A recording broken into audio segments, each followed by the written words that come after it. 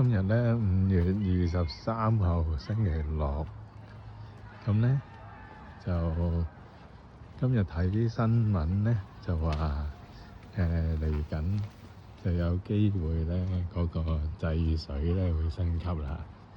咁咩叫制水升級咧？咁而家咧喺溫哥華，因為喺冬天嗰陣時啦，唔係落咗太多雨同埋雪啦。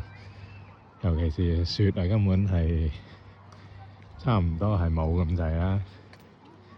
咁咧，因為呢個原因咧，其實而家咧就一開始制水咧已經去咗第二級㗎啦。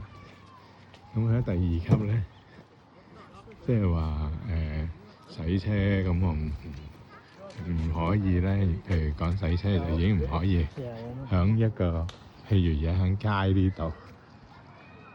喺街度洗車係唔得㗎啦。OK，咁如果你要洗車咧，喺屋企洗車就應該要咧，你嗰度係有啲係泥土嘅樓下，即係你嘅車可能有啲人係會有啲石仔鋪咗喺度啊，咁石仔下邊咧係泥土嚟嘅，咁等你洗完車咧，啲水咧都可以俾啲泥土咧吸收返，就唔係咧落咗坑渠。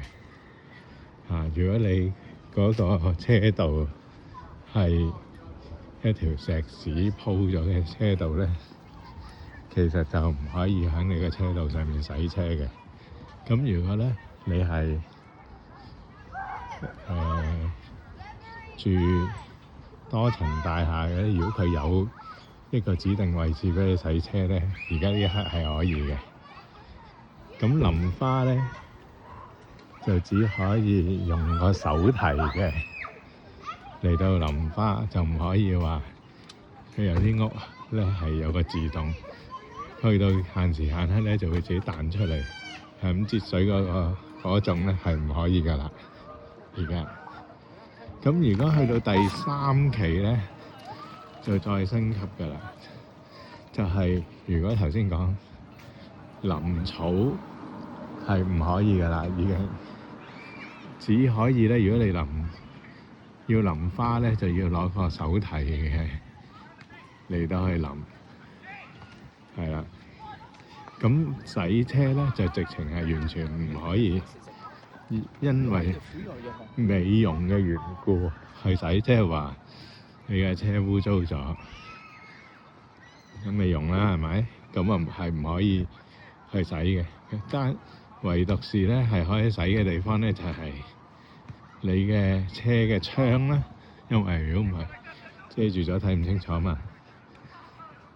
你嘅鏡啦，左鏡右鏡啦，呢啲咧先至可以去洗嘅啫。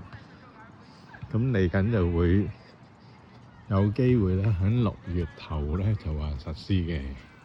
咁就話如果真係實施咧，就有1個禮拜嘅通知時間俾啲市民去知道，原來我哋已經踏入咗呢個第3期啦。咁睇嚟都應該係會執行㗎啦，因為而家都一路都係冇雨嘅。咁如果真係執行嗰陣時，再通知啦。